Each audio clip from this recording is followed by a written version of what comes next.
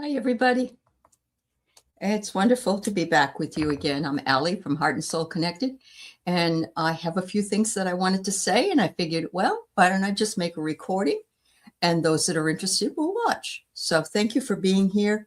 Thank you to all my new subscribers and my members, as always, and all my subscribers for the past 5.5 years. I appreciate you all, and thank you for tuning in.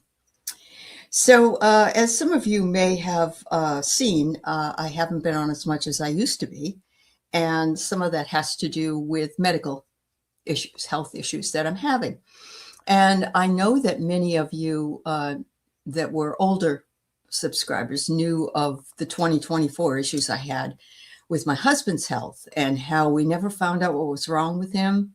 We were treated very poorly. He was given medications and turned away at hospital emergency rooms.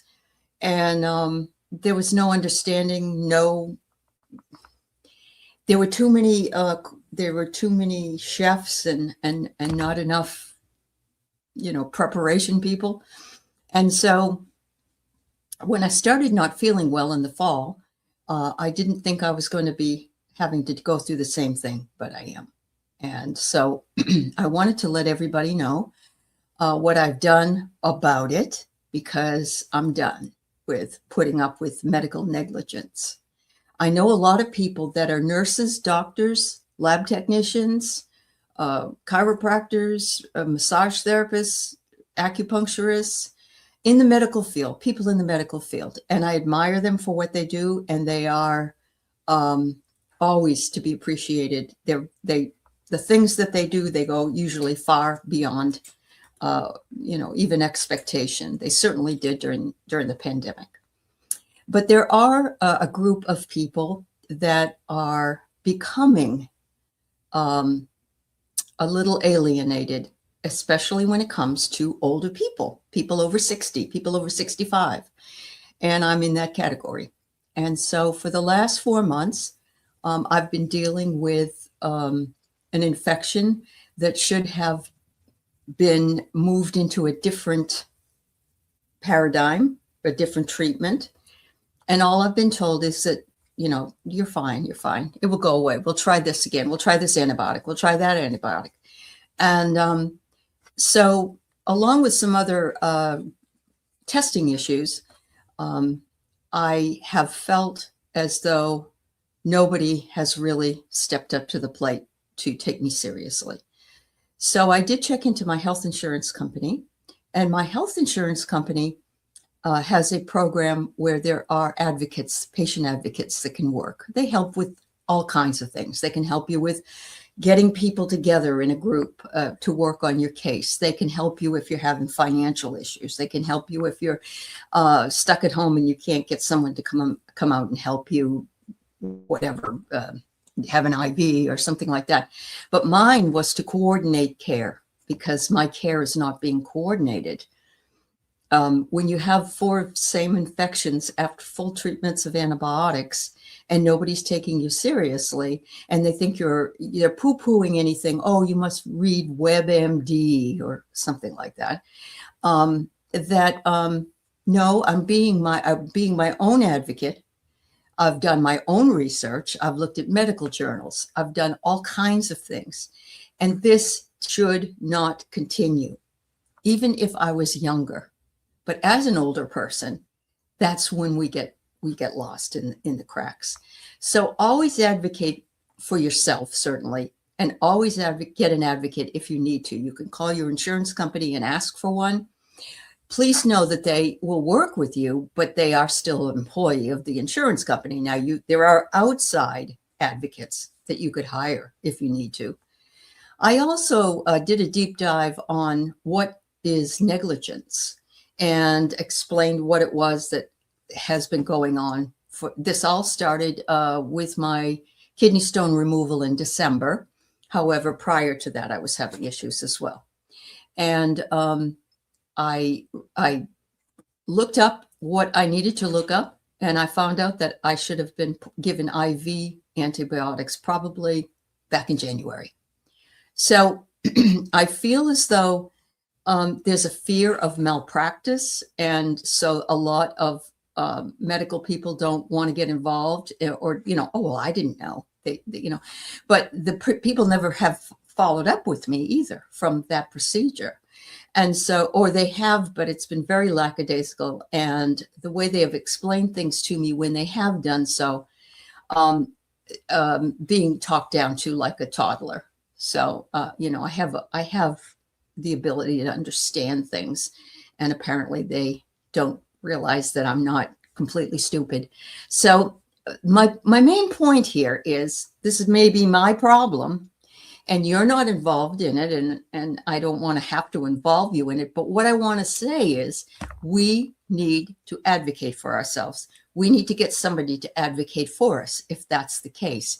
If you're not being treated well, if you're not being brought in and seen, and there isn't a new way of doing something that can try to take care of your issue, then you don't need to feel like you're just, a bother, a problem. You need to say something. I mean, you could have your children, your grown children, speak for you, but there's nothing better than being clear-headed and being able to speak for yourself and doing your own research in order to find out what the heck is going on.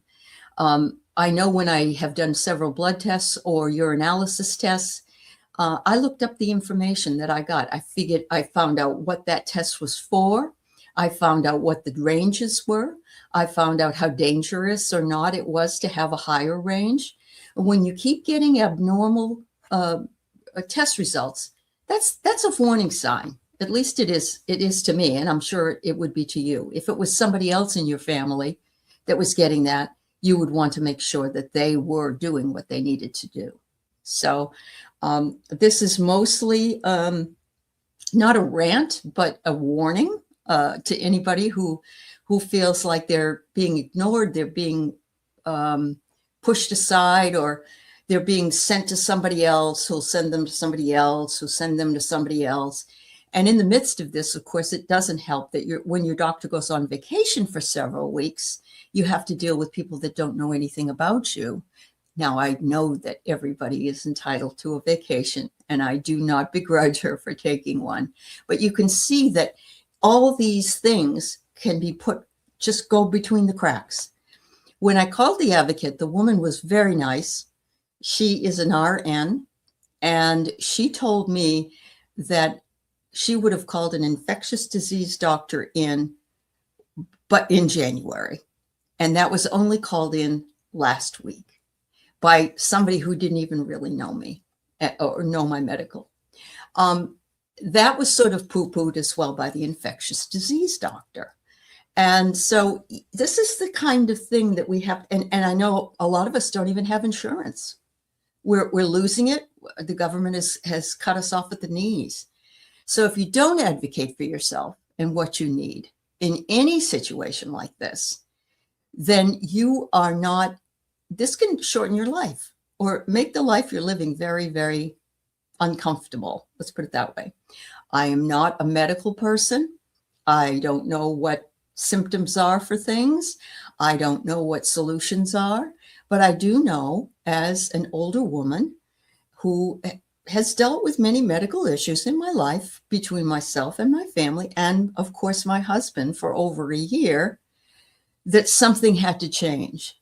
Something had to change. Things needed to work out in the way that they did in getting an advocate.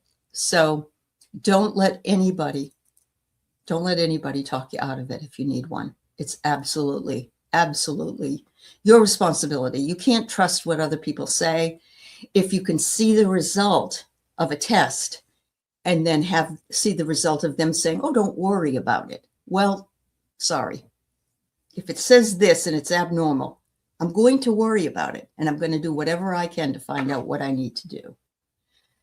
So getting back to the whole idea of ageism, ageism is of course a bias. Many people think that once you get to a certain age, that it's no big deal. You're old anyway.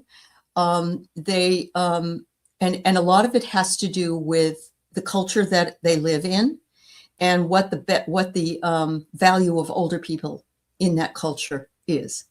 Unfortunately, here in the United States, older people are not revered. If I was living in South America, in a lot of cases, they love their elders. There are other places on the planet that actually do as well. And I'm not saying nobody loves their elders here. It's just less so. You can see it from Hollywood. If you're old, you're nobody's news. Okay. So I had backed off quite a bit on my shows. And when I feel well, I do a show if it's planned. But if I'm not feeling well, I don't until I feel better. And I'm also still teaching a lot of classes and trying to get things formatted for that. But what I want you to know is that I'm seeing other channels on YouTube changing up things, moving into a new idea, moving into a new space, moving into different collabs, moving into, after a period of time saying, I think we've done this enough. We got to try something new and something different. And I applaud that, because that's change, and change is constant. And if you move into it, it can be actually be very exciting as well. So when I first came to YouTube, I used to think that if somebody stopped doing a show with somebody, that there was some kind of a problem, that they hated each other, or they fought with each other, or there was a problem. And now I know that that is not the case at all. It can be, of course, anything's possible. But most of the time, it is an idea that worked for a year or two, whatever, and it met its regular end. And there's no animosity, no problem between collaborations.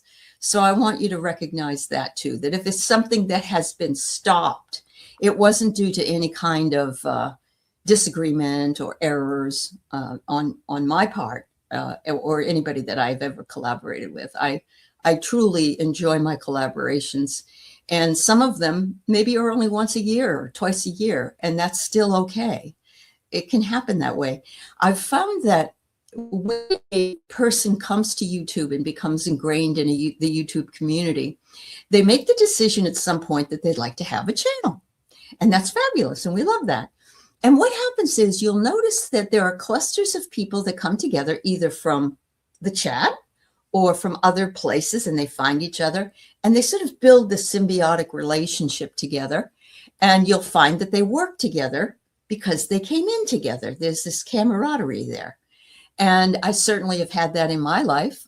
Some have switched out, some have left and not doing YouTube anymore. And some left and came back.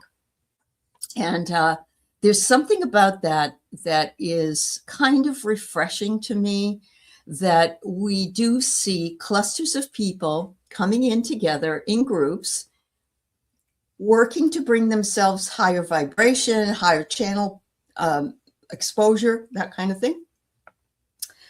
And then they, continue to collab or whatever until they don't. And so I just want you to be aware that there are many reasons for things behind the scenes, and some of them are you don't get along with somebody, which can happen. But most of the time, it's just like, I think we're done with this one. Let's try something different, or let's take a break and we'll come back. Or I don't feel good right now. I need to take a break. That kind of thing, And what I love about the YouTube community is in the people that I work with, as far as creators and also as members and as people that subscribe to my channel, that there is no competition. I'm happy for somebody else. I remember when I first came on and I said, oh, so-and-so has a channel and so-and-so has a channel, and put their channel information in. And I don't do it as much anymore, just because we found out that the link from that to their channel disappears after a while, and they have to re-sign up for their thing. But I'm happy to see all these people here working hard, working to bring you some information, some readings, some discussions, and some love. So I just want to make sure I reiterate that, because that was my full intention when I came to YouTube in November of 2020. And I still feel as though I'm the luckiest person in the world because I have some fabulous people that I work with. I have fabulous subscribers and members. I have great classes that are offered. And I also feel as though there are people who we teach what we need to learn the most. And I see that with subscribers just writing in the chat something, or I see it with collabs that I do with other people. And I am nothing but supportive of those who are there for me and for my other YouTube collaborators that I work with, because we need you. We would be nothing without you. So make sure you know that and advocate for yourself. That's the biggest key to this discussion that I wanted to say today. And I probably am beating a dead horse, but thank you all for your support and love. Thank you all for your understanding that I've had to back off a bit. And if you get a chance, run on over to heartandsoulconnected.online, which is my webpage, and check out some of the classes. I'm also building another class, I hope, that will come up within the next few months. And so check it out and have yourself an absolutely wonderful spring day. I love you all. Thank you. Bye.